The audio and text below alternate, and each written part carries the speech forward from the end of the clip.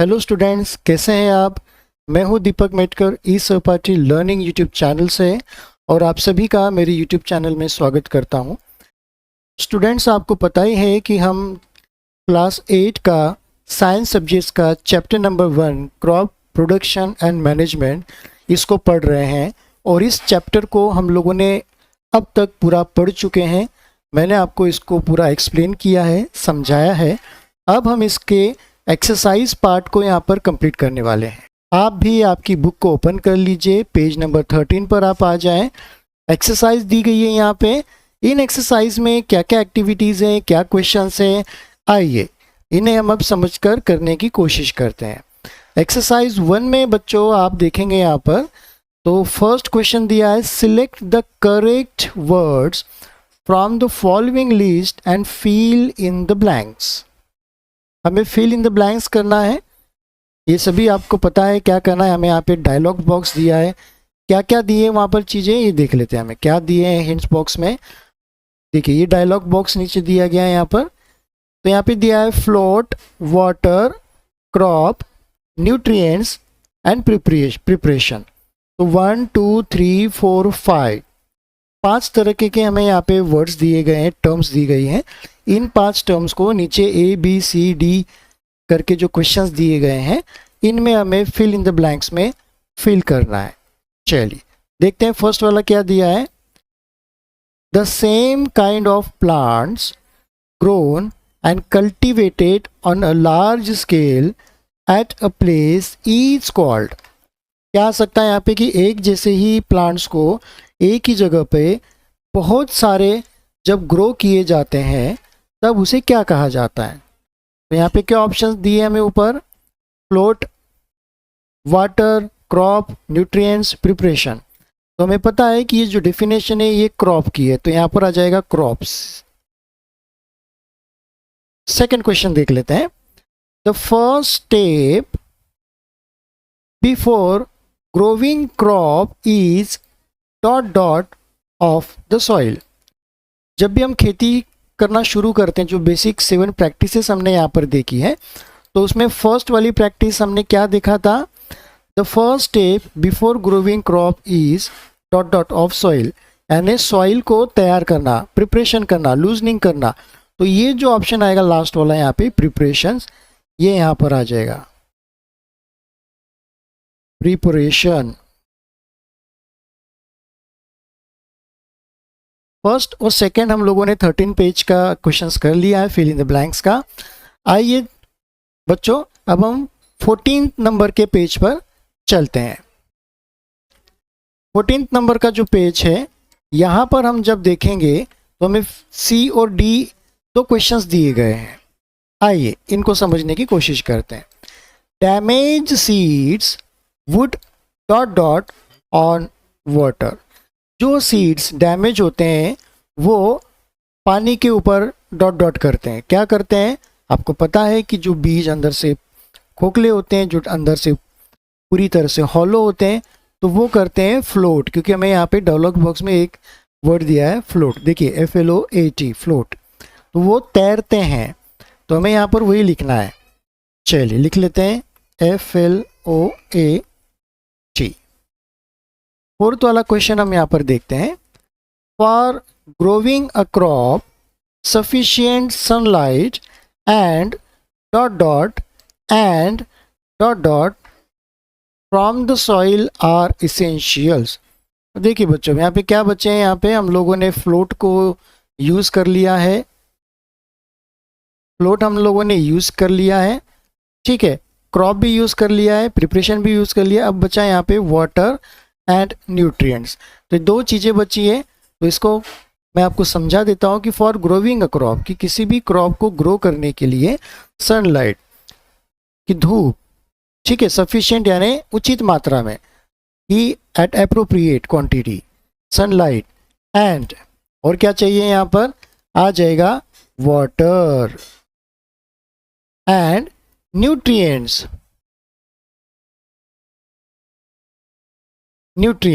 तो फर्स्ट वहाँ पर आप वाटर फिल कीजिए, सेकेंड में आप न्यूट्रिएंट्स को फिल कीजिए। तो यहाँ पर आ जाएगा for growing a crop sufficient sunlight and sunlight and water and nutrients from the soil essential। अब आप चाहें तो वाटर की जगह पे न्यूट्रिएंट्स भी लिख सकते हैं और न्यूट्रिएंट्स की जगह पे सेकंड वाला जो फिल इन द ब्लैंक्स है वहाँ पर आप वाटर भी लिख सकते हैं। आप आगे पीछे भी करेंगे तो आंसर्स आपका गलत नहीं होगा। देखिए आपको यहाँ पर क्या दिया है, वाटर और न्यूट्रिएंट्स बाद में दिए, तो जिस सीक्वेंस में यहाँ पर दिए है उस सीक्वेंस में भी आप लिखोगे तो भी चलेगा। ठीक है, तो अब हम सेकेंड वाला क्वेश्चन देख लेते हैं। Match items in column A with those in column B. हमें यहाँ पर मैच द पेयर करनी है। ए वाला कॉलम है और बी वाला कॉलम है। ए वाले कॉलम में हमें 1 2 3 4 4 तरह की यहाँ पे टर्म्स दी गई हैं और बी कॉलम में हमें 1 2 3 4 5 तरह की हमें टर्म्स यहाँ पर दी गई है। चलिए क्या क्या दिया है हमें यहाँ पे, एक बार हम पूरे सारे के सारे ऑप्शंस पढ़ लेते हैं। जब भी आप मैच द पेयर सॉल्व करने की कोशिश करें एग्जाम में, तो पहले ए सेक्शन के सारे कॉलम जो भी यहाँ पे नाम दिए हैं वो आप एक बार ठीक से पढ़ें और फिर बी सेक्शन का जो भी यहाँ पर पार्ट दिया है उसमें जो भी आपके यहाँ पे ऑप्शंस दिए हैं उनको एक बार अच्छे से पढ़कर समझने की कोशिश करें। चलिए ए में क्या दिया है, kharif crops okay, rabi crops okay, chemical fertilisers and organic manure, ठीक है समझ में आ गया। बी वाले में आप चलते हैं, food for cattles, urea and super phosphate, animal excreta, cow dung, urine and plant waste, wheat, gram, pea, paddy and maize. ठीक है, तो हमें यहाँ पे ये चारों के हम लोगों ने कर लिए। देखिए बच्चों, इसलिए मैंने आपको कहा कि पहले पढ़ लीजिए, क्योंकि जब तक आप पूरा पढ़ लेंगे तो आपके ब्रेन में, आपके दिमाग में इसके आंसर्स की ऑटोमेटिकली ही पेयर्स बन जाएगी, है ना। क्योंकि यहाँ पे हमें क्या दिया, एक इन्होंने कंफ्यूज कर दिया। यहाँ पे बी में 5 ऑप्शन दे दिए हैं और ए में हमें 4 पूछे गए, तो इसमें से कोई एक बचेगा, तो ये हमें क्या कर रहे हैं, एक तरह से कंफ्यूज कर रहे हैं। ठीक है, चलिए तो यहाँ पे क्या ऑप्शन आ सकता है, खरीफ क्रॉप्स क्या क्या हो सकता है। खरीफ क्रॉप्स में हमें पता है कि क्या क्या होते हैं। चलिए मैं आपको यहाँ पे डायरेक्ट पेयर करके बता देता हूँ ना। तो खरीफ क्रॉप्स में क्या आएंगे, यहाँ पर ये आएगा पैडी एंड मेज। ठीक है, अब हमें आता है रबी क्रॉप्स। रबी क्रॉप्स में ये आ जाएगा डी वाला, तो यहाँ पर आ जाएगा ये डी, रबी क्रॉप्स। केमिकल फर्टिलाइजर्स, अब केमिकल फर्टिलाइजर्स हमें पता है, हमने पढ़े हैं क्या होते हैं, तो ये आ जाएगा बी वाला। ठीक है, ऑर्गेनिक मैन्यूअर्स, ऑर्गेनिक मैन्यूअर्स तो फूड तो हो नहीं सकता, है ना, फूड फॉर कैटल्स। तो ये क्या है, किस चीज़ से बनता है, animal excreta, cow dung, urine and plant waste, तो ये आ जाएगा इसको। तो ये 4 हम लोगों ने यहाँ पर मैच द पेयर कर दी है। बच्चों यहाँ पर एक मैं बहुत इम्पॉर्टेंट आपको सजेशन देना चाहूँगा कि जब हम एग्ज़ाम में बहुत से बच्चे इसको जब सॉल्व करते हैं मैच द पेयर, तो वो क्या करते हैं कि इनके मैच द पेयर इस तरह से करते हैं कि इनके पेयर्स को आमने सामने लिखने की कोशिश करते हैं। मैंने यहाँ पर आपको लाइंस खींच के उन लाइंस को हमने उस ऑप्शन से कनेक्ट किया है ना, मैच द पेयर किया है, मैच आइटम्स मैच किया है, न कि हमने उसको दोबारा से लिखने की कोशिश की कि खरीफ क्रॉप्स के आगे लाइन लिखकर मैंने क्या करा, पैडी एंड मेज कर दिया। ठीक है, तो इस तरह से आप मत कीजिएगा। या कुछ बच्चे क्या करते हैं कि खरीफ क्रॉप्स, ठीक है ऐसा कर लिया, तो वो क्या करते हैं जब आंसर लिखते हैं तो खरीफ क्रॉप को क्या आएगा, उन्हें पता है कि पेड एंड मैजी है, मेज है, तो वो यहाँ पे लिख देते हैं ई। ठीक है, रबी क्रॉप्स का क्या आएगा, डी, तो यहाँ पे आ जाएगा डी। केमिकल फर्टिलाइजर्स का आ जाएगा, उसके आगे लिख देंगे बी और यहाँ पर उसके आगे लिख देंगे सी। तो आप ए बी सी डी जो बी वाले जो ऑप्शंस के इनके जो नंबर्स हैं वो आप यहाँ पे लिखने की कोशिश करते हैं। यहाँ पे तो खैर A B C D alphabet दिए हैं, कहीं कहीं पर 1 या 2 3 ऐसे करके वो कर देते हैं। तो बच्चों ये वाला जो थर्ड वाली प्रैक्टिस जो मैंने बताई आपको, सेकेंड वाली, ये एक तरह से रॉन्ग है। हो सकता है कि आपके स्कूल के टीचर्स आपको इसके आंसर के मार्क्स दे दें, लेकिन जब आप एनुअल एग्ज़ाम, जब आपका 8th का एनुअल एग्ज़ाम होगा, बोर्ड एग्ज़ाम होगा, तो वहाँ पे ये मिस्टेक्स आप मत कीजिएगा। या तो आप इस तरह से लाइन खींच के एज इट इज़ आप इसको उतार लीजिएगा आंसर शीट में, जैसे क्वेश्चन पेपर में दिया है, और फिर उसको आप डायरेक्ट लाइन खींच के पेंसिल से या पेन से आप लाइन खींच के कनेक्ट कर दीजिए। नहीं तो फिर आप उस ऑप्शन के सामने उसका आंसर लिखिएगा। यदि आप उसका आंसर लिखते हैं तो आंसर लिखने के साथ साथ में आप ये जो लेटर्स हैं ये सबसे पहले लिखिएगा नंबर कि ई। फॉर एग्जाम्पल से मैं आपको यहाँ पे बता देता हूँ, खरीफ क्रॉप्स, ठीक है। ये यहाँ पे क्या है, 1 नंबर का पूछा है और हमारा यहाँ पे आंसर क्या है, ई है।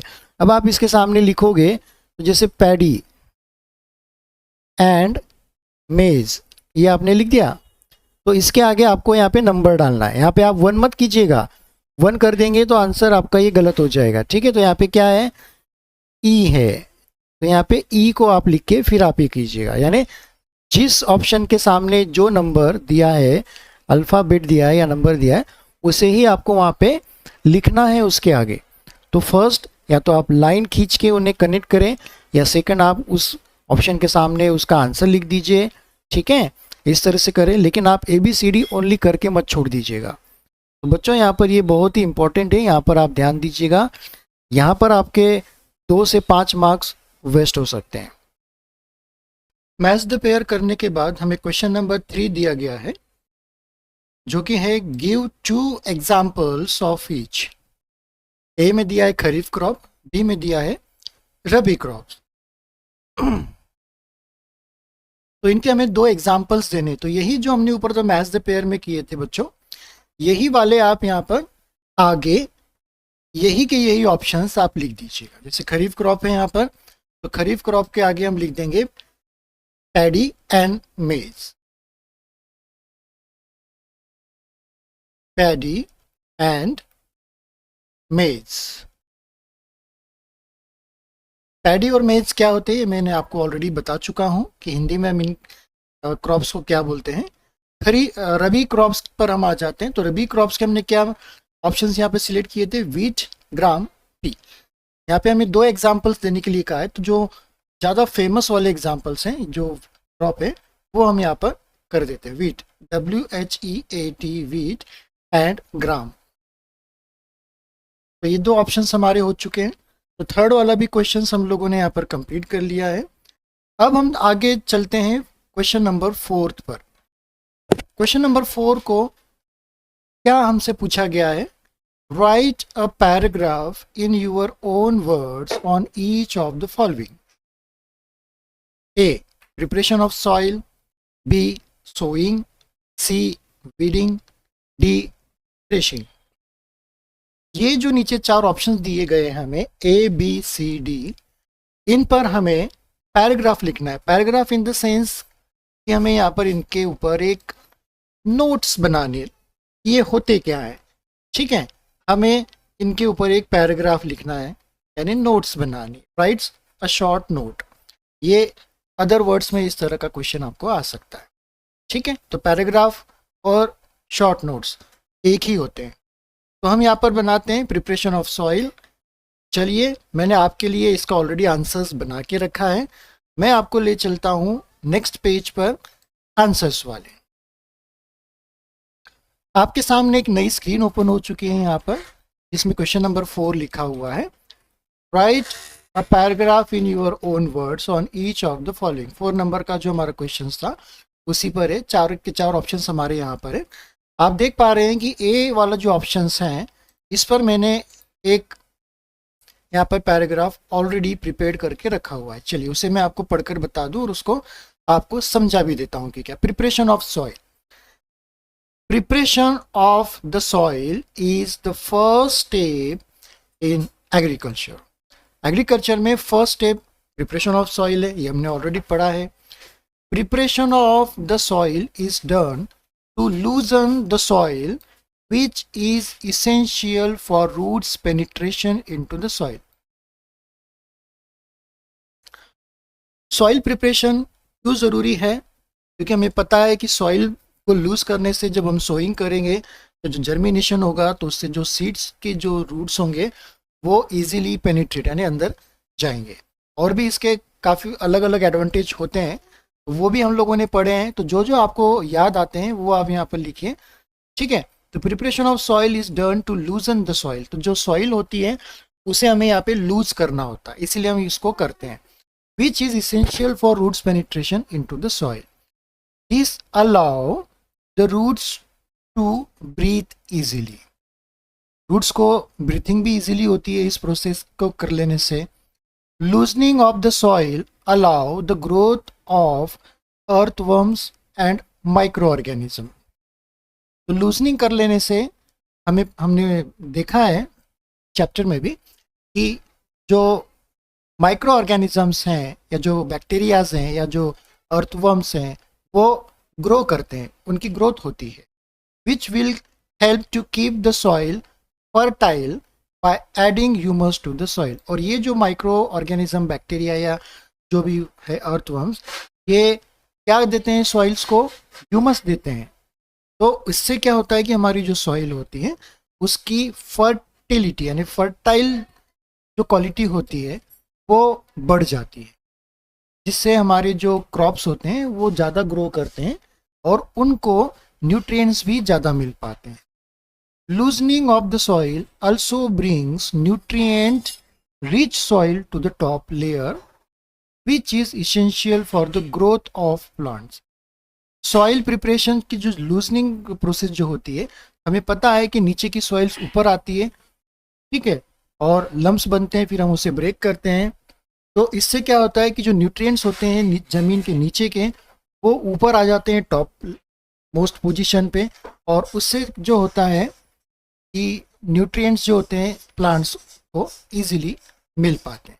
This process known as ploughing.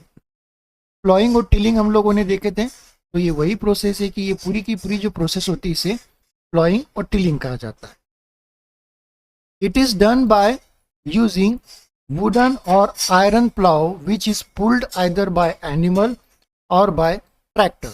Ploughing हम लोग ये ट्रैक्टर से करते हैं या तो फिर हम एनिमल से करते हैं, है ना।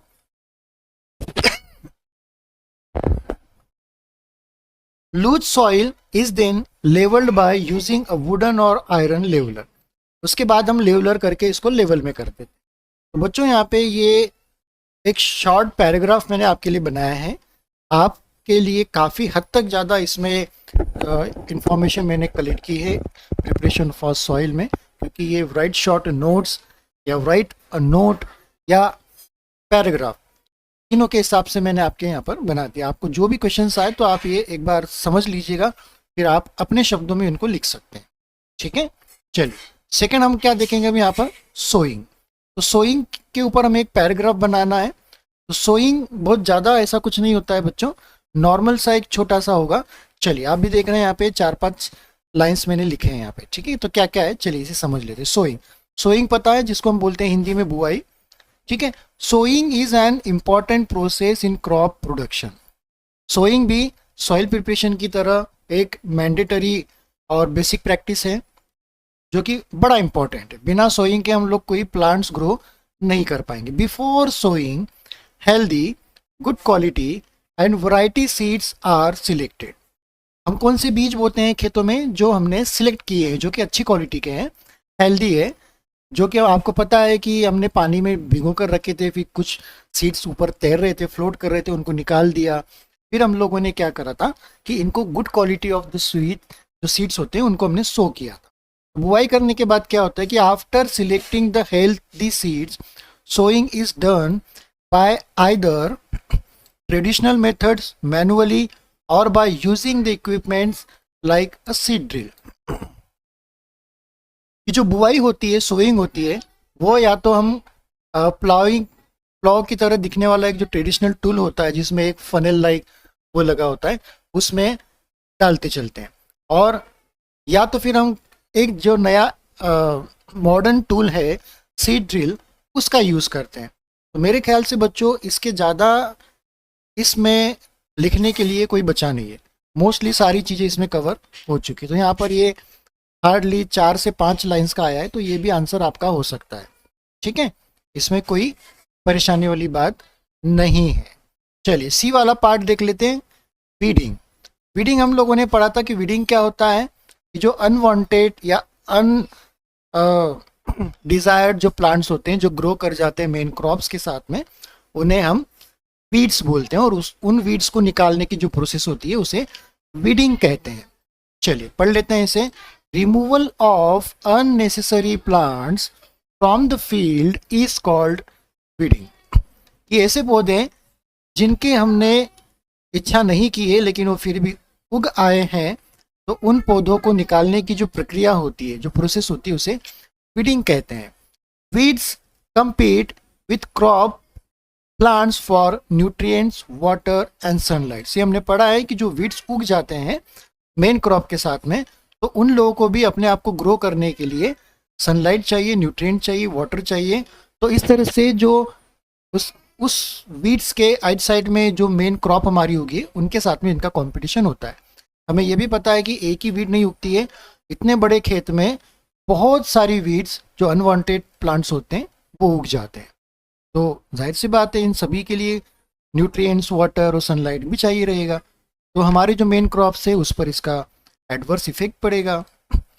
This will reduce the yield of the desired crop. कि इससे क्या होता है कि यदि इन लोगों को हमने इन प्लांट्स को नहीं निकालेंगे तो ये हमारे जो मेन क्रॉप की जो फसल की उपज है, ठीक है, यील्ड है, एंड प्रोडक्ट जो निकलेंगे वो कम निकलेंगे, वो उतने ज़्यादा नहीं मिल पाएंगे। Weeds also interfere while harvesting and get mixed with crops।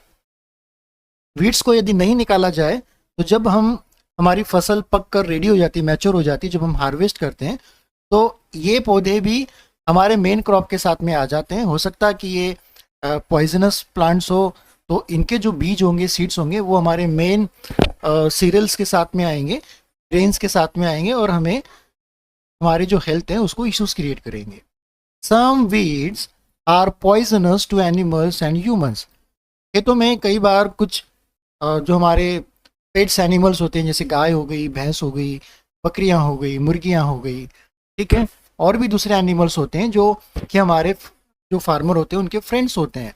तो ऐसे में यदि ये एनिमल्स इन पौधों को खाएंगे या इनमें लगने वाले फलियां हैं या जो फ्रूट्स हैं वो खाएंगे या फ्लावर को खाएंगे, तो वो क्या उनके लिए ये पॉइजनस हो सकता है, डेंजरस हो सकता है। ठीक है। Tilling is a common method that help remove weeds before sowing crops, and manual methods like the physical removal of plants are also used to remove the weeds।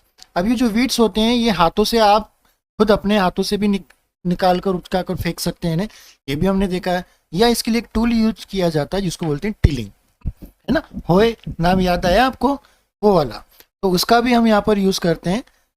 Weedicides are sprayed to get rid of weeds, but this method may affect the health of farmers because of the chemicals used as a weedicide।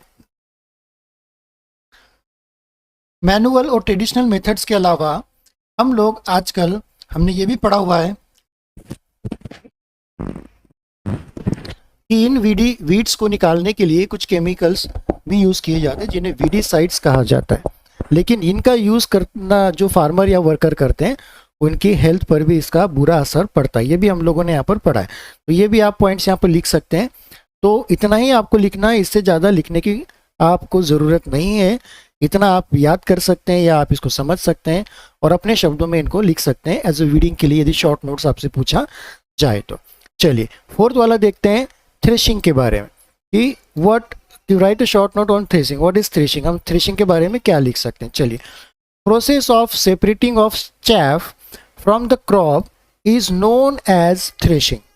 जो grains होते हैं उनके ऊपर जो covers होते हैं, ठीक है, या जो भूसा होता है एक तरह का, उस भूसे को हमारे जो क्रॉप्स होता है उससे अलग करने की जो प्रोसेस होती है उसको हम थ्रेशिंग बोलते हैं। हमने थ्रेशिंग कैसे होती है ये भी हमने देखा है। Threshing is carried out by a machine called combine. Combine जो हार्वेस्टर हमने देखा था, which is a harvester as well as a thresher. एक थ्रेशर या हार्वेस्टर का भी वो काम करता है, और जो भूसा होता है वो अलग होता है और चैफ जो होता है वो क्रॉप में से निकल जाता है। ये तो हो गया मशीन का यूज़ करके। मैनुअली भी हम लोग इसको हाथ से निकालते हैं, उसके लिए काफ़ी मेहनत लगती है कि जो फसल हम काटते हैं तो अपने हाथों से उसको एक डंडे से कूटते जाते हैं, मारते जाते हैं, या तो उस फसल को ही अपने हाथों से हम उसको जमीन पे या किसी सख्त जगह पे मारते जाते हैं। जिस तरह से हम कपड़े धोते हैं नदी किनारे, आप यदि कभी देखा होगा आपने, खुले में कोई कपड़े धो रहा होगा तो वो कपड़े को उठा उठा के पटकता है जमीन पर। इस तरह से भी करते हैं तो उससे दाने निकलने लगते हैं, अलग होने लगता है, और जो भूसा होता है, चैफ होता है, वो निकल जाता है। तो ये मैनुअली, और आजकल तो मैनुअली बहुत कम करते हैं क्योंकि मशीनरी इतनी आ चुकी है छोटी से लेके बड़ी तक कि वो अब ये प्रोसेस को नहीं करते हैं। चलिए, threshing is also done by winnowing where the blow of air is use to separate the chaff from crops. अब जो थ्रेशिंग होती है, यानी जो चैफ हमें निकालना होता है, भूसा निकालना होता है, अलग करना होता है, वो हम विनोविंग प्रोसेस से भी कर सकते हैं। विनोविंग आपको पता है कि विंड का उपयोग किया जाता है। एक इंसान जो भी अनाज एक शेफ के साथ में या भूसे के साथ में उसको ऊंची जगह से उसको फेंकता है नीचे और खुली जगह में, और उसको वो हवा जो चलती है वो हल्का जो कचरा होता है, जो चैफ होता है, उसको आगे बाहर ले जाती है, और जो दाने होते हैं, ग्रेन होते हैं, वो नीचे आगे कलेक्ट होते रहते हैं। तो बच्चों, तो स्टूडेंट्स, हम लोगों ने यहाँ पे ये चारों के पैराग्राफ लिख लिए हैं। थ्रेशिंग में इतना ही आप लिखिएगा, इससे ज़्यादा मत लिखिएगा, और काफ़ी आसान लैंग्वेज में मैंने आपके लिए यहाँ पे ये सारे पैराग्राफ नोट्स रेडी किए हैं। आप इनको समझिए, आप इनको लिख लीजिएगा और इनको याद कीजिएगा, और इसी तरह से आप लिखने की एग्ज़ाम में कोशिश कीजिएगा। चलिए, नेक्स्ट वाला क्वेश्चन हम यहाँ पर अब देख लेते हैं कि हम यहाँ पर आगे क्या है। फिफ्थ वाला क्वेश्चन है, explain how fertilisers are different from manures. Explain करना है, यानी हमें स्पष्ट करना है, how fertilisers differ from manure, कि फर्टिलाइजर जो है वो मैन्योर से अलग क्यों है। हमें पता है कि मैन्योर जो होते हैं ये नेचुरल प्रोडक्ट्स हैं, नेचुरल है, और जो फर्टिलाइजर्स है वो केमिकल्स हैं, हमें इतना तो पता है। लेकिन इनके क्या बेनिफिट हैं, ये क्या देते हैं, क्या नहीं देते हैं, इनका एक हमें एक्सप्लेन करना है, यानी आपको डिटेल में लिखना है। आपको एक दो लाइन में नहीं लिखना है, आपको एक्सप्लेन करना है, डिटेल में लिखना पड़ेगा। ठीक है, चलिए, तो मैंने आपके लिए इसका फिफ्थ वाले का भी क्वेश्चन का आंसर प्रिपेयर करके रखा है। आइए मैं आपको उस क्वेश्चंस को भी इंट्रोड्यूस करवा देता हूँ। चलिए, क्वेश्चन नंबर 5 यहाँ पर आ चुका है। ठीक है, चलिए, आंसर डायरेक्ट मैं आपको यहाँ पर बताने की कोशिश करता हूँ। क्या है, fertilisers are different from manures as fertilisers is an inorganic substances and they are prepared in factories, कि इनको फैक्ट्री में बनाया जाता है और ये इनऑर्गेनिक सब्सटेंसेस है। Where as manures is obtained from the residues of decomposition of cattle dung and plant wastage। और जो हमारे मैन्योर होते हैं इन्हें हम कैटल डंग्स और जो प्लांट के वेस्ट होते हैं, उनके जो रेसिड्यूज होते हैं, जो किसी काम के नहीं होते हैं हमारे लिए, उनको हम इकट्ठा करके, डंप करके, डिकम्पोजिंग करके, उनको फिर हम लोग एज अ मैन्योर के तौर पे वो बनकर हम फिर उसे यूज़ करते हैं। ठीक है, ये लिख दीजिएगा। तो फिर भी fertilisers are very rich in plants nutrients, हमें ये पता है कि फर्टिलाइजर्स में बहुत ज़्यादा न्यूट्रिएंट्स होता है as compare to the manure, manure की मुकाबले, बट लेकिन they do not provide humus to the soil, लेकिन वे ह्यूमस नहीं प्रोवाइड कर सकते हैं सॉइल को as compare to the manure. Manure जितना ह्यूमस हमारी सॉइल को अवेलेबल करवाता है उतना ह्यूमस ये फर्टिलाइजर्स नहीं करवाते हैं। तो कुछ यहाँ पे एडवांटेजेस भी और कुछ डिसएडवांटेज भी है, मैंने यहाँ पर लिखने की कोशिश की। तो इससे ज़्यादा आप लिखने की कोशिश मत कीजिएगा। तो देखिए, यहाँ पे एक्सप्लेन करने के लिए बोला है कि स्पष्ट करें या आप बताएं डिटेल में। तो ये आंसर यदि आपको लिखना हो तो आप इस तरह से इसके आंसर्स ये 5 से 6 लाइन में लिख सकते हैं। इनके अलावा यदि आपको एक दूसरी तरीके से इसका आंसर लिखना हो तो आप वो भी आंसर लिख सकते हैं। कैसे, मैं आपको बता देता हूँ। तो दूसरा टाइप का जो आंसर आप इसका लिखेंगे वो लिखेंगे सीधा ये, ठीक है, डिफरेंस बिटवीन। ठीक है, तो डिफरेंस यहाँ पर करना पड़ेगा। हम लोगों ने ऑलरेडी चैप्टर को पढ़ते समय फर्टिलाइजर्स और मैन्योर्स में क्या डिफरेंस है, क्या डिफरेंसेस हैं, वो हम लोगों ने स्टडी किए थे। वही कि वही आपको यहाँ पर लिख दीजिएगा। ठीक है, fertilisers are prepared in factories, manures are prepared in field, खेत में बने जाते हैं, Fertilizers is an organic salt. Manure is a natural substances obtained by decomposition of cattle dung, human waste and plants residue. आप ये लिख सकते हैं. Fertilizers are very rich in plants nutrients like nitrogen, phosphorus and potassium. Manure is relatively less rich in plants and nutrients. A fertilizer does not provide any humus to the soil. Manure provides a lots of humus to the soil. आप चाहें तो इस तरह से detail में ये notes की तरह भी एक आंसर लिख सकते हैं आप, या तो आप चाहें तो इस तरह भी आंसर आप लिखें. लेकिन यदि आपसे बच्चों मेरा यदि ओपिनियन मैं आपसे कहूँ कि यदि आपको एक्सप्लेन करने के लिए कहे, ठीक है, तो आप इस तरह से कीजिए. और यदि आपसे कहें कि राइट डिफरेंस बिटवीन, तो फिर आप ये इस तरह से बनाइए. ठीक है, चलिए 6 वाला क्वेश्चन हम यहाँ पर देख लेते हैं. बुक में क्या दिया गया है. 6 वाला क्वेश्चन क्या है. What is irrigation. Describe 2 methods of irrigation which conserve water. Irrigation क्या है इसके बारे में बताना है. और यहाँ पर बताया गया कि 2 मेथड, जो 2 मेथड्स हमने देखी थी, एक देखी थी हमने स्प्रिंकलर की और दूसरा देखा था हमने क्या, जो एक मॉडर्न टेक्निक्स देखी थी वो, और एक देखी थी हमने ट्रेडिशनल टेक्निक्स. ठीक है, तो ये आप यहाँ पर लिख सकते हैं. ओके, इरिगेशन विच कंजर्व वाटर, जो कि पानी बचाती है. तो यहाँ पर पानी जो बचाती है उसके बारे में लिखना है. कंजर्व वाटर यानी पानी का बचाव करती है. तो हमने 2 चीज़ें ऐसी देखी थी जो पानी का बचाव करती है, जो कि होती है मॉडर्न वाली टेक्निक्स. एक तो स्प्रिंकलर देखा था हमने और दूसरा देखा था ड्रिप इरिगेशन. ठीक है, तो चलिए उसी के ऊपर लिखना है. तो इसके लिए भी मैंने क्वेश्चंस आपके लिए प्रिपेयर करके रखा है. आइए उसे मैं आपको एक्सप्लेन कर देता हूँ. यहाँ पर क्वेश्चंस तो हम लोग ऑलरेडी पढ़ चुके हैं. चलिए, व्हाट इज इरिगेशन, पहले इसे हम देख लेते हैं. The supply of water to crops at regular intervals is called irrigation. हमें पता है कि इरिगेशन क्या होता है कि जो पानी होता है क्रॉप्स को रेगुलर नियमित रूप से इंटरवल्स में, रेगुलर इंटरवल्स में, कि हर एक अंतराल पर सही उनके समय पर देने की जो प्रक्रिया होती है उसे इरिगेशन कहा जाता है. Main sources of irrigation are wells, tubewells, ponds, lakes, rivers. Sources भी आप यहाँ पर लिख दीजिएगा.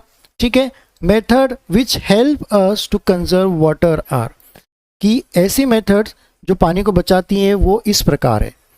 फर्स्ट ड्रिप इरिगेशन, तो मैंने ड्रिप इरिगेशन के बारे में लिखा है. दूसरा आता है स्प्रिंकलर के बारे में भी. तो बच्चों ड्रिप इरिगेशन जो है ये स्प्रिंकलर के मुकाबले ज़्यादा पानी कंजर्व करती है. ठीक है, हमें पता है कि ये ड्रॉप बाय ड्रॉप पानी गिरता है. चलिए, तो ड्रिप इरिगेशन के बारे में हम यहाँ पर आपको समझा दूँ. Here the water goes drop by drop directly into the roots. This method is very useful as it conserve the water and also help in avoiding weeds. इसके जरिए क्या होता है कि जो पानी होता है वो ड्रॉप बाय ड्रॉप से दिया जाता है और ये पानी को बहुत ज़्यादा बचाती है और पानी बचाने में इसका बहुत ज़्यादा यूज़ होता है.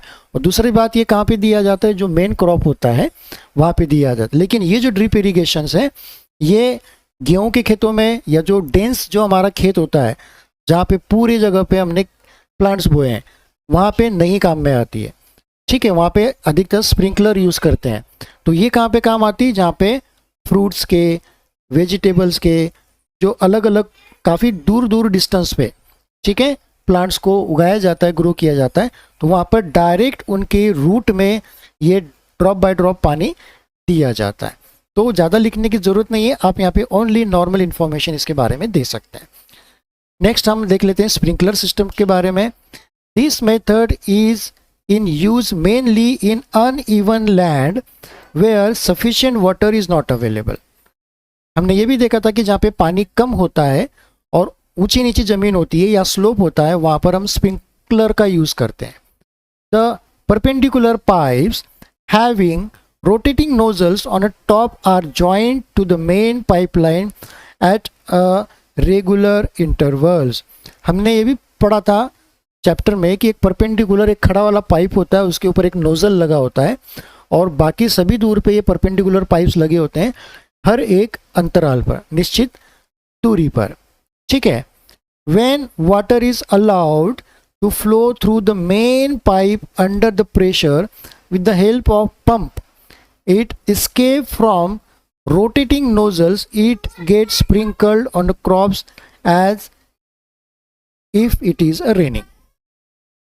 जब प्रेशर दे के पाइप से पानी को भेजा जाता है तो जो नोजल्स हैं उसमें से इसके फवारे निकलते, ऐसा लगता है कि बारिश हो रही, एज इट इज़ रेनिंग। तो इसको वहाँ पर बाय प्रेशराइज मोटर से किया जाता है। अब एक चीज़ मैं आपको बता दूं कि जो ड्रिप इरिगेशंस होते हैं इनके लिए मोटर नहीं लगती है, इनके लिए एक टैंक लगता है बड़ा सा, तो उसमें से पानी उस पाइपलाइन के जरिए जाता है, वहाँ पे धीरे धीरे करके कंट्रोल प्रेशर से पानी जाते रहता है। ठीक है, तो ये जो क्वेश्चन नंबर 6 है, what is irrigation, describe 2 methods of irrigation which conserve water. तो आप इस तरह से इसके क्वेश्चंस के आंसर लिखिएगा। चलिए, तो नेक्स्ट आ जाते हैं हम यहाँ पर क्वेश्चन नंबर 7 पर। ये क्या क्वेश्चन नंबर 7 है, if wheat is sown in a kharif season what would happen, discuss.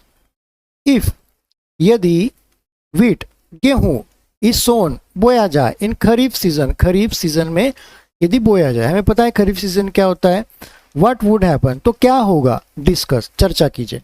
तो यहाँ पर तो ये डिस्कस लिखा है बुक में, ठीक है, तो यहाँ पे डिस्कस नहीं, तो आपको यहाँ पे आएगा एक्सप्लेन करके आएगा, ठीक है, एग्जाम में, तो आप कंफ्यूज मत हो जाइएगा, एक्सप्लेन करके आएगा, ठीक है। तो एक्सप्लेन यदि आए तो आप यहाँ पर समझ जाइएगा कि हमें यही लिखना है, डिस्कस की जगह पे एक्सप्लेन आ गया।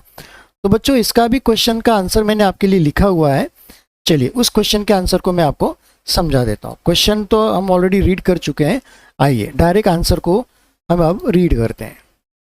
Wheat is grown in winter season and required less water। हमें पता है कि जो वीट होते हैं ये रबी सीजन में होता है, यानी उस सीजन में जब ठंड होती है, बारिश नहीं होती। इसका मतलब क्या होता है कि इन्हें कूल टेम्परेचर चाहिए और पानी कम चाहिए, ठीक है। If it is sown in kharif season, यानी खरीफ सीजन में जब बारिश का सीजन होता है, बारिश ज़्यादा होती है, ठीक है, और नमी ज़्यादा होती है, इट्स प्रोडक्शन विल डिक्रीज। ऐसा नहीं है कि ये उगेगा नहीं, ये उगेगा, लेकिन जो प्रोडक्शन जो इसमें गेहूं लगना है, जितने ठंड के दिनों में इसमें ग्रो करेंगे उससे बहुत कम मात्रा में खरीफ सीजन में ग्रो करेंगे। Also wheats crop may get destroyed if sown in kharif season. और खरीफ सीजन में यदि हम लोग पूरे खेत में गेहूं की फसल उगाएंगे तो अधिकांश हमारे जो पौधे हैं गेहूं के, जो क्रॉप है, वो मर जाएंगे, वो नष्ट हो जाएंगे, बहुत ही कम सर्वाइव कर पाए। क्यों कर पाएंगे, बिकॉज ऑफ अनफेवरेबल टेम्परेचर। क्योंकि जो टेम्परेचर है, हमें पता है कि बारिश में धूप भी निकलती है, नमी भी तेज होती है, गर्म भी होता है, ठीक है, और बारिश भी बड़ी तेज होती है, तो टेम्परेचर एक जैसा नहीं होता है।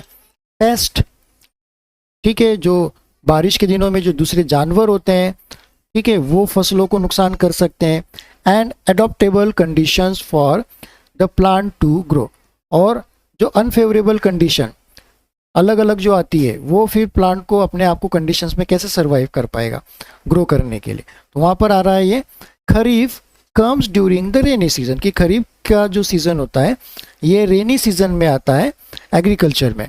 Hence it is not a good idea to grow wheat in kharif season.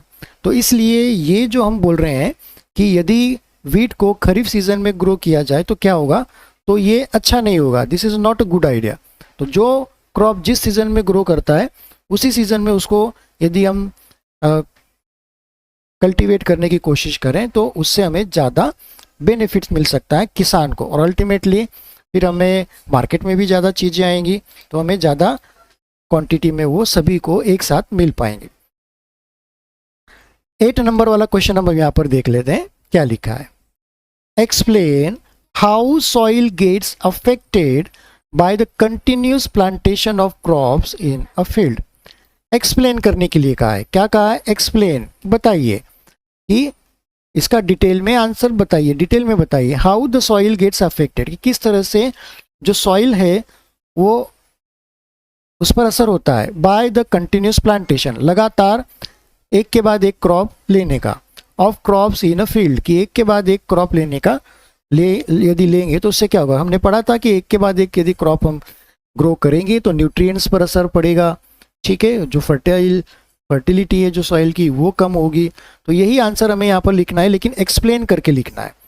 Explain करना यानी क्या कि कम से कम 5 या ज़्यादा लाइन्स में आपका आंसर आना चाहिए, है ना, 1-2 लाइन में लिखने की ज़रूरत नहीं है आपको। देखिए ये जो भी अपन ने क्वेश्चंस लिखे हैं, क्वेश्चन नंबर 5, 6, 7, 8, ये सारे के सारे आपको 5 लाइन्स या उससे ज़्यादा के बड़े आंसर्स हैं, वो लिखना है। आप 1-2 लाइन लिखकर आंसर छोड़ दोगे तो आपको कंप्लीट जो मार्क्स हैं इसके शायद नहीं मिल पाएंगे, ठीक है। चलिए, तो इसका भी आंसर मैंने आपके लिए लिख कर रखा है। आइए मैं आपको एक्सप्लेन करके समझा देता हूँ। क्वेश्चन तो हमने ऑलरेडी पढ़ लिया है। चलिए, soil gets affected by continuous plantation of crops in a field as crop plants require nutrients for their growth. हमें पता है कि क्रॉप्स प्लांट्स को जो होता है ग्रो करने के लिए न्यूट्रिएंट्स की आवश्यकता होती है, ठीक है।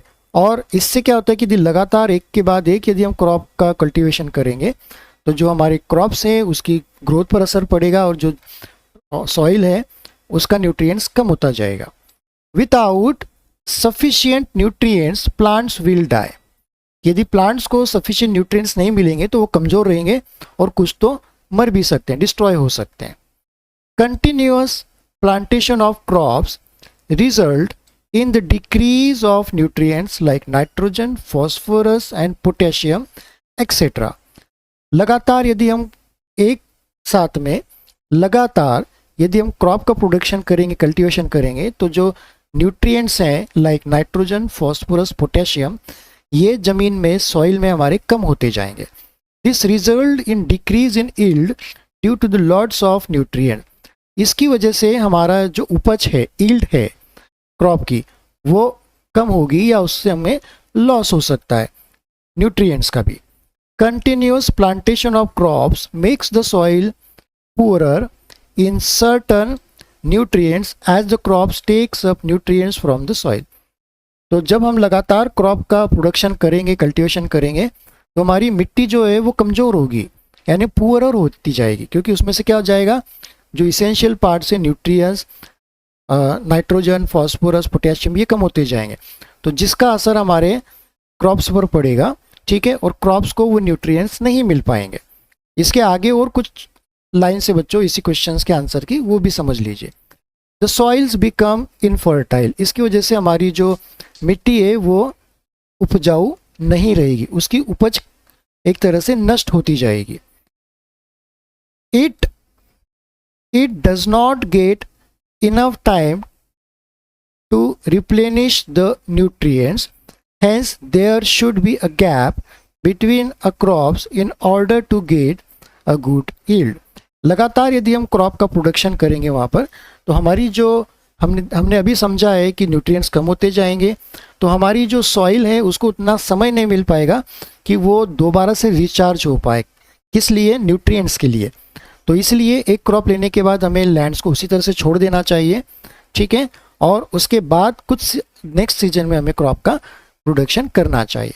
तो बच्चों ये क्वेश्चन का आंसर मैंने आपको समझाया है, इसी तरह से आप लिखने की कोशिश कीजिएगा, क्योंकि आपको यहाँ पर एक्सप्लेन करना है। एक्सप्लेन करना है यानी कि आपको सभी पहलुओं पर आपको इंफॉर्मेशन देनी है, ठीक है। चलिए, तो अब हम आ जाते हैं क्वेश्चन नंबर 9 पर। क्वेश्चन नंबर 9 है, what are weeds, how can we control them. कि वीड्स क्या है और वीड्स से हम छुटकारा कैसे पा सकते हैं, या उनको कम कैसे कर सकते हैं, या कंट्रोल किस तरह से हम उनका कर सकते हैं। तो यहाँ पर इस क्वेश्चंस का भी मैंने आपके लिए आंसर लिख कर रखा है, आइए उसे भी मैं आपको एक्सप्लेन कर दूँ। क्वेश्चंस तो ऑलरेडी हम पढ़ चुके हैं 9th वाला, आइए डायरेक्ट आंसर पर चलते हैं। What are weeds? सबसे पहले इसे समझते हैं। Weeds are undesirable plants that grow naturally along with the crops in the same field. Weeds क्या है? Undesirable plants है जो कि नेचुरली हमने उन्हें नहीं बोआ, वो खुद ही उग चुके हैं। along with किसके साथ में? हमारा जो मेन क्रॉप है उसके साथ में वे भी उग चुके हैं, तो उन्हें बोलेंगे weeds। ऐसे प्लांट्स जो हमने नहीं बोए हैं या जिनकी हमने कामना नहीं की है या हमें नहीं चाहिए, ठीक है, अनपर्पजली वो उग चुके हैं तो उनको वीड्स हम कहेंगे। How can we control them, अब इस पार्ट को हम यहाँ पर देखते हैं। These undesirable plants are called weeds, ये तो आ गया पूरा। अब कंट्रोल कैसे करना है? Weeds can be controlled by methods called weeding. Weeding यानी क्या? इन अनडिजायरेबल प्लांट्स को या तो मैनुअली हाथों से या टूल से उनको निकालकर अलग कर देना। Tilling before sowing the crop help in uprooting and killing the weeds. Tilling process हमने देखा है, पढ़ा है इसके बारे में। सोइंग के पहले करते हैं ताकि यदि मिट्टी में कुछ अंदर सीड्स रह चुके हैं अनडिजायरेबल प्लांट्स की, तो वो नीचे से मिट्टी ऊपर आ जाए, तो वो ऊपर आकर उसको ऐसे ही कोई पक्षी खा जाए, कोई जानवर खा जाए, वो एक तरह से डैमेज हो जाए। ठीक है, तो इस तरह से वो सीड डैमेज हो जाएगी तो उसमें से नया जर्मिनेशन नहीं हो जाएगा। ठीक है, विच में then dry up and get mix with the soil, जो कि वो बीज पूरी तरह से सूख जाएगी और मिट्टी में ड्राइड होके मिक्स हो जाएगी। Weeds are also controlled by using certain chemicals called weedicide. इन वीड्स को कंट्रोल करने के लिए हम कुछ छिड़काव करते हैं केमिकल्स का, जिन्हें बोलते हैं वीडिसाइड्स। तो बच्चों यहाँ पर, तो स्टूडेंट्स यहाँ पर आप अपरूटिंग करके भी, ठीक है, या आप टिलिंग प्रोसेस से या वीडिसाइड से इसको कंट्रोल में ला सकते हैं। तो 9th वाला क्वेश्चंस भी हम लोगों ने यहाँ पे समझ लिया है। आइए पेज नंबर 14 के जो 10th नंबर का क्वेश्चन है उसे हम लोग समझ लेते हैं। Arrange the following boxes in proper order to make a flow chart of a sugarcane crop production. Arrange the following boxes, कि नीचे यहाँ पर कुछ ये बॉक्स दिए गए हैं, इनको अरेंज करना है इन प्रॉपर ऑर्डर, यानी सही क्रम में। हो सकता है कि ये जो नीचे हैं अलग अलग क्रम में दिए, मिक्स कर दिए, आगे का पीछे, पीछे का आगे, बाद का पहले, पहले का आखिरी में डाल दिया हो, ऐसे।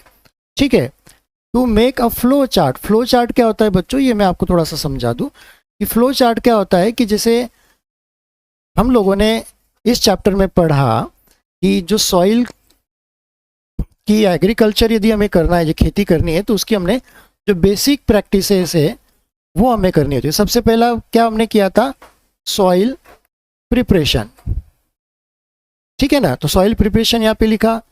फिर उसके बाद में हमने क्या करा यहाँ पे? सोविंग। ठीक है, फिर थर्ड हमने क्या करा? Adding fertilisers and manure. Okay, फिर फोर्थ वाला हमने यहाँ पर क्या करा? इरिगेशन। फिफ्थ वाला हमने क्या करा यहाँ पे? Removal weeds. सिक्स्थ वाला हमने क्या करा यहाँ पे? हार्वेस्टिंग। और सेवंथ वाला हमने क्या करा? स्टोरेज। तो देखो ये एक सीक्वेंस हमने किया कि सबसे पहला काम हमें ये करना है, फिर दूसरा ये, तीसरा ये, चौथा, पांचवा, 6 नंबर, 7th नंबर, लास्ट हमें स्टोरेज करना है। यहाँ पर आपको जो फ्लो चार्ट यानी क्या कि बराबर सीक्वेंस में आपको नंबर दिए थे। आपको बुक में ये नहीं दिया था कि पहला जो है सोविंग दिया है, फिर बाद में सॉइल प्रिपरेशन दिया है, फिर स्टोरेज दिया है, फिर एडिंग मैन्योर, ये नहीं दिया है। तो इसको बोलते हैं फ्लो चार्ट की एक लिस्ट आपकी बनी हुई है, उस लिस्ट के हिसाब से आप बराबर चल रहे हैं। जिस तरह से आपका डेली का टाइम टेबल होता है कि आज का आपका पूरे दिन भर का जो स्कूल में टाइम टेबल है, कौन कौन से सब्जेक्ट्स बनेंगे, तो उसका एक टाइम टेबल आपके पास में होता है, टेबल होता है कि सुबह का फर्स्ट पीरियड हमारा ये लगेगा, दिन उसके बाद ये, फिर उसके बाद ये, फिर उसके बाद ये, फिर लंच ब्रेक, फिर उसके बाद ये पीरियड लगेंगे। ठीक है, तो ये आपका एक तरह से फ्लो चार्ट है उस दिन का। तो इसी तरह से जो खेती है उसके भी यहाँ पर ये होते हैं, तो वही फ्लो चार्ट हमें यहाँ पर प्रिपेयर करना है। तो यहाँ पर हम देख लेते हैं, कुछ हमें यहाँ पर बॉक्सेस दिए गए हैं, उन बॉक्सेस के अंदर कुछ इंस्ट्रक्शंस लिखे गए हैं। क्या है? फर्स्ट वाला हम पढ़ लेते हैं, यहाँ पे नंबरिंग भी दिया है, 1 2 3 4 5 6 एंड 7 बॉक्सेस यहाँ पे दिए। चलिए फर्स्ट में क्या दिया है? Sending crop to sugar factory. अब यहाँ पे क्या दिया है? यहाँ पर शुगर केन के बारे में दिया। शुगर केन यानी क्या? गन्ना। ठीक है, प्रोडक्शन की, गन्ने का जो प्रोडक्शन किया है उसके बारे में आपको जानकारी देनी। Sending crop to the sugar factory, कि जो शक्कर बनाने की जो फैक्ट्री है वहाँ पर आपका जो गन्ना है, जो क्रॉप आपने काटने के बाद जो होता है वो है रिमेंबर काटने के बाद भेजना है। ठीक है, कब जाएगा ये? काटने के बाद दी जाएगा। तो ये कहाँ पर आ सकता है? हमारा हार्वेस्टिंग वाला पॉइंट है ये। ठीक है, चलिए अब यहाँ पर आता है इरिगेशन, पानी देना। पानी सबसे पहले हम दे सकते हैं क्या? नहीं। तो पहले हमें सॉइल प्रिपेयर करनी पड़ेगी। इस तरह से जो हमने यहाँ पे पूरा देखा है, यही प्रोसेस हमें यहाँ पर भी हर एक क्रॉप के लिए फॉलो करते हैं। बेसिक प्रैक्टिस जो सभी में होता है। आता है हार्वेस्टिंग। हार्वेस्टिंग हमें पता है कटाई होती है। ठीक है, कटाई यहाँ पर हमने कौन सी देखी थी? 6 नंबर की देखी थी। फिर सोविंग देखा था। सोविंग यानी क्या? बुआई। बुआई अब कब करते हैं? जब सॉइल प्रिपेयर करने के बाद बुआई करते हैं, यानी 2nd नंबर की। प्रिपरेशन ऑफ सॉइल यहाँ पे 5 नंबर पे दिया है। तो प्रिपरेशन ऑफ सॉइल क्या है कि सबसे पहले हम करते हैं, है ना? तो यहाँ पे 5 नंबर पे दिया है। प्लॉविंग द फील्ड। प्लॉविंग द फील्ड क्या करते हैं कि हम यहाँ पर बुआई करने के पहले प्लॉइंग करते हैं हम, यानी बहुत एक तरह से फील्ड को और प्रिपेयर करते हैं। तो ये हो जाएगा, 2nd वाला आ जाएगा। फिर आ जाएगा मैन्योर, खाद डालना, है ना? तो खाद हम पहले डालते हैं क्या? नहीं। 7 यहाँ पे 7th नंबर में दिया है। तो 7th नंबर में क्या है? यहाँ पर 7th नंबर में हमारा स्टोरेज है। तो चलिए इनको हमें यहाँ पे नंबरिंग करनी है। तो नंबरिंग यहाँ पे क्या हो सकता है? सबसे पहला आ जाएगा प्रिपरेशन ऑफ सॉइल। तो हमें यहाँ पे इसको करना है 1 नंबर, प्रिपरेशन ऑफ सॉइल, इसको कट कर देना है। ठीक है, उसके बाद हमें क्या करना है? प्लॉइंग द फील्ड, ये इसको डालेंगे हम 2nd नंबर पे। ये 6 नंबर को आपको कट करना है। ठीक है, फिर 3rd पे क्या आ जाएगा? सोइंग आ जाएगा, जो कि यहाँ पे 4th पे। तो आप इसको सोइंग कर दीजिएगा। बुआई कर ली हमने, अब बुआई भी कर ली। बुआई के बाद हमें क्या करना है? मैन्योरिंग करनी है, एडिंग फर्टिलाइजर्स, मैन्योरिंग। तो यहाँ पर 4th आ जाएगा। ठीक है, मैन्योरिंग भी हमने यहाँ पे कर ली, तो इसको हटा दिया। उसके बाद हमें क्या करना है? पानी देना है। तो यहाँ पर ये आ जाएगा 5 नंबर, ये आ जाएगा। ठीक है, तो इसे यहाँ पर आप कट कर दो। उसके बाद क्या है? पानी देने के बाद क्या करना है हमें? लास्ट क्या करना है? रिमूवल वीड्स वगैरह ये, लेकिन वो यहाँ पे नहीं दिया गया है। तो यहाँ पे सीधा दिया गया है हार्वेस्टिंग। यानी हार्वेस्टिंग यानी क्या दिया? ये देखिए, तो ये आ जाएगा 6 नंबर का। ठीक है, तो इसको आप कर लो। यहाँ पे आपको एक बात बता दूं कि रिमूवल ऑफ वीड्स क्यों नहीं दिए गए। तो देखिए, गन्ने की जो फसल होती है ये काफ़ी लंबे समय तक रहती है।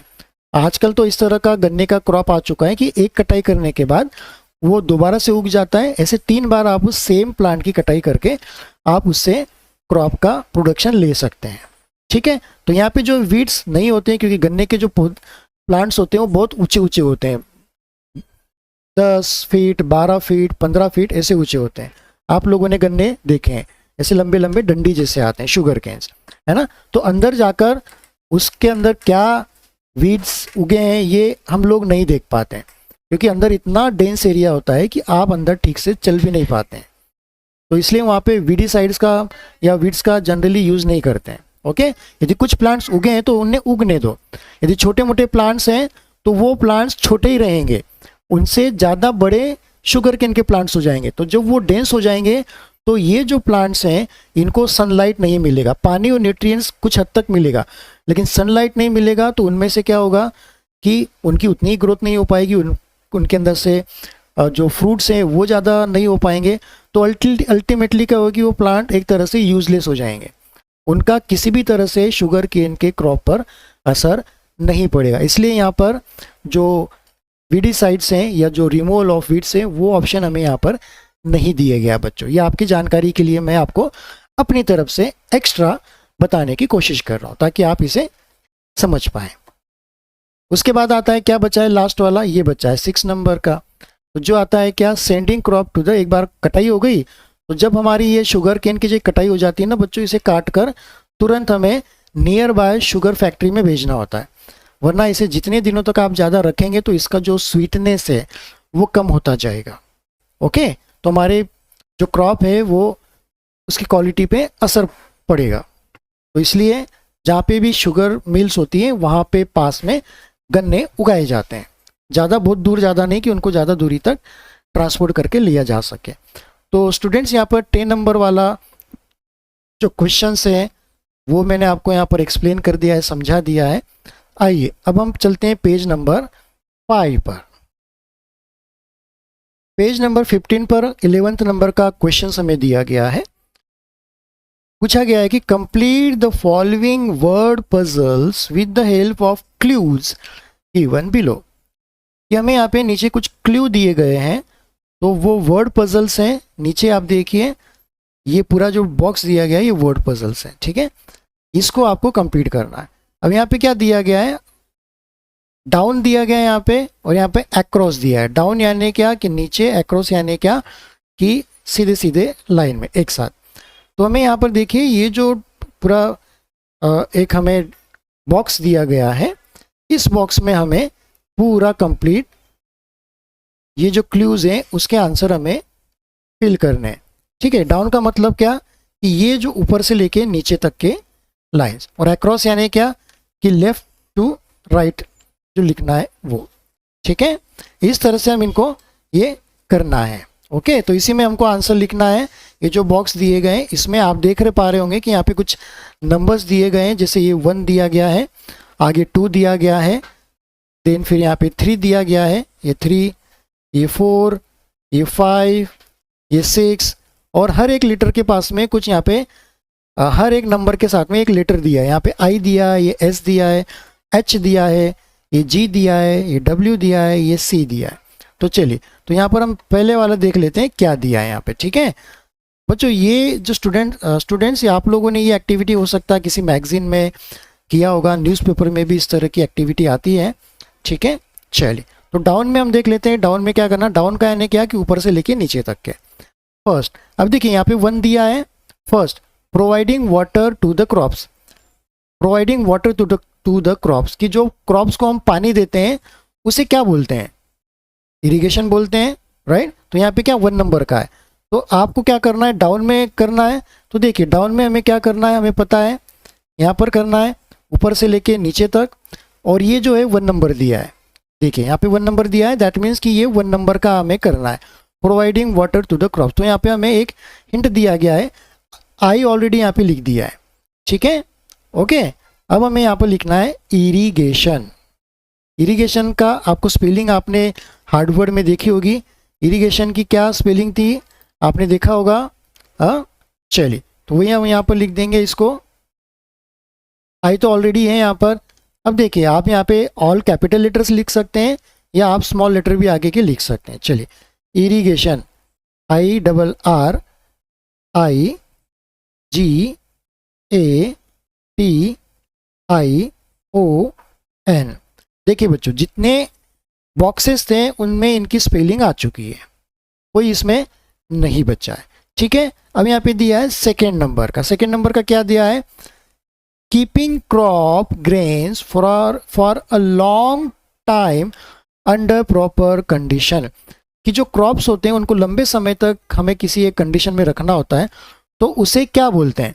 अब यहाँ पे एस लिखा है, 2 का जो है हमें एस लिखा है, जो कि ऊपर से लेके नीचे तक लिखना है। तो इससे हमने क्या पढ़ा था, स्टोरेज पढ़ा था हमने। तो चलिए स्टोरेज लिख लेते हैं। तो यहाँ पे क्या आ जाएगा, एस तो ऑलरेडी है, तो TORAGE स्टोरेज। तो हमने ये भी कर लिया। चलिए, अब देखिए 1 और 2 के बाद में सीधा 5 है। दैट मीन्स कि हमें ये जो 5 वाला है इसको हमें कंप्लीट करना है। क्या लिखा है 5 नंबर पे, certain plants of the same kinds grow on a large scale. Certain plants, कुछ जो प्लांट्स हैं वो जब ज़्यादा मात्रा में एक ही जगह पे ग्रो किए जाएं तो उन्हें क्या बोलते हैं। तो यहाँ पे देखते हैं क्या है, सी आया है, तो जाहिर सी बात है वो क्रॉप्स होगा, ठीक है। तो हमें यहाँ पे क्रॉप लेके CROP, ठीक है। तो जो ये डाउन वाले थे, हम लोगों ने डाउन के तीनों जो क्लूज हैं उनके आंसर्स हमने यहाँ पे लिख लिए। अब हम अक्रॉस वाले पे आ जाते हैं, यानी लेफ्ट टू राइट वाले पे। देखिए 3 नंबर का दिया है यहाँ पे, 3 नंबर यानी ये दिया है। यहाँ पर हमें H लेटर सबसे पहले दिया गया और आगे के बाकी जो भी है वो खाली है। और हम ये जो है इरिगेशन का I के बाद में R और स्टोरेज का S के बाद में T, तो ये R और T का भी हम इसी के साथ में यूज़ करेंगे, तो हमारी एक स्पेलिंग बन जाएगी, ठीक है। यानी ये जो लेटर्स हैं ये इरिगेशन में भी, स्टोरेज में भी, और इसका जो भी आंसर आएगा उसमें कॉमन लेटर रहेंगे। चलिए पढ़ लेते हैं। 3 में क्या है, अ machine use for cutting the matured crop. हमें पता है कि जो मैच्योर्ड क्रॉप होते हैं उनके लिए एक बड़ी सी मशीन यूज़ की जाती है। हमने उस मशीन का नाम पढ़ा था, क्या पढ़ा था? That is called a harvester. तो क्या स्पेलिंग है हार्वेस्टर की?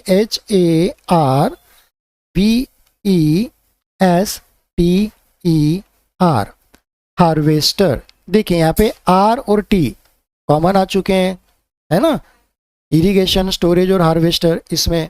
चलिए अब हम यहाँ पर देखते हैं 4 नंबर पे। 4 नंबर का ये दिया है, जी हमें यहाँ पे दिया है, यहाँ पे ठीक है ना 4 नंबर पे। तो क्या है? A rabi crops that is also one of the pulse. ठीक है, अब एक ऐसा रबी क्रॉप जो कि एक तरह से क्या है कि पल्स है, यानी जो कि दाल के रूप में भी हम उसको यूज करते हैं। तो रबी में क्या हो सकता है? हमने 2 ऑप्शन देखे थे, एक देखा था व्हीट और दूसरा देखा था ग्राम। ग्राम यानी क्या? चना। तो यहाँ पे क्या आ जाएगा? ग्राम, GRAM। तो यहाँ पे ए इसके साथ में कॉमन में आ गया ए। ठीक है, चलिए अब हमारा एक लास्ट वाला बच्चा है 6 नंबर वाला। तो ये 6 नंबर वाला देखा है, यहाँ पर लिखा है, इसके आगे बॉक्स में W लिखा है। तो क्या इसका क्लू है, हम इसको पढ़ लेते हैं। A process of separating the grain from chaff। A process of separating grain from chaff। chaff से ग्रेन को अलग करना। क्या हो सकता है यहाँ पे? टिलिंग हो सकता है क्या? नहीं, यहाँ पे W से आया है। तो W से हमने एक चीज देखी थी, यहाँ पे क्या देखा था? विनोविंग, है ना। तो आ जाएगा विनोविंग की स्पेलिंग क्या है? WINNOWING,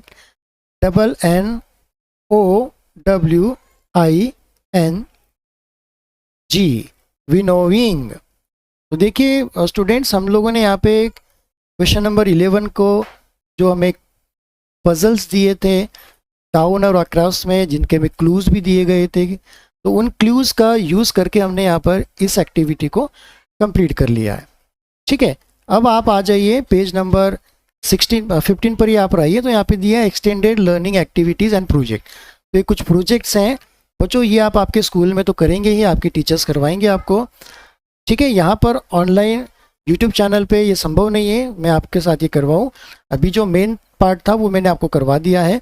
और इसके बाद एक और पेज है यहाँ पर बच्चों 16 नंबर का, वो भी आप देखिए। तो 16 नंबर में दिया है an examples for field trip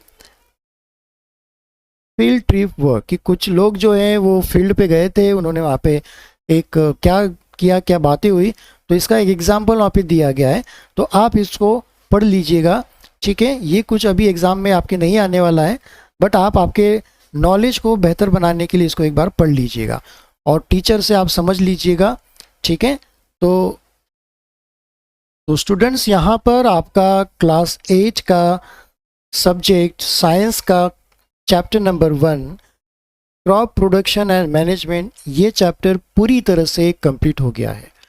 मैंने आपको इसकी एक्सरसाइज भी कंप्लीट करवा दी है। आप उस एक्सरसाइज को आप आपकी नोटबुक में, बुक में लिख कर कंप्लीट कर रख लीजिएगा। ये बड़े इंपॉर्टेंट क्वेश्चंस हैं। ठीक है, इनको आप आसानी से कर सकते हैं। मैंने आपको हर एक क्वेश्चंस को डीपली समझा भी दिया है और क्या लिखना है, कितना लिखना है, ये भी मैं आपको बता चुका हूँ। तो बच्चों, ये पूरा चैप्टर आपका एक तरह से कंप्लीट हो गया है। अब हम इसके सेकेंड वाले चैप्टर पर मिलेंगे बहुत जल्दी। ये जो पूरा चैप्टर है और इन चैप्टर के जितने भी वीडियोस मैंने बच्चों आपके लिए बनाए हैं, ये यदि वीडियोस आपको पसंद आए हों तो आप इस वीडियो को और इसके पहले वाले सभी वीडियोस को आपकी ओर से एक लाइक देना न भूलें। और यदि अभी तक आपने मेरे इस YouTube चैनल ई सहपाठी लर्निंग YouTube चैनल को सब्सक्राइब नहीं किया है तो इस चैनल को अभी आप सब्सक्राइब करें और हाँ, बेल आइकन के बटन को भी ज़रूर आप प्रेस करें ताकि इसके नोटिफिकेशंस नए वीडियोस के लिए आपको सबसे पहले मिले। आप इस चैनल को आपके क्लास के जो क्लासमेट्स हैं उनके साथ भी शेयर करें ताकि वो भी इस YouTube चैनल से उनके क्लास के लिए उनका जो भी सब्जेक्ट्स हैं उसकी वो पढ़ाई करें। मैं अपने YouTube चैनल पे क्लास 5th, क्लास 8 के लिए और बाकी दूसरी जो क्लासेस है 6, 7 इनके लिए भी वीडियोस बनाता हूँ, आपको अपलोड करता हूँ मैं आपके लिए यहाँ पर। तो आप आपकी क्लासेस के हिसाब से आप वो वीडियोस देख सकते हैं और इसे आप आपके फ्रेंड सर्कल में शेयर करना न भूलें। तो बच्चों, बहुत जल्दी मिलेंगे नए वीडियो के साथ में। Till then take care, good bye.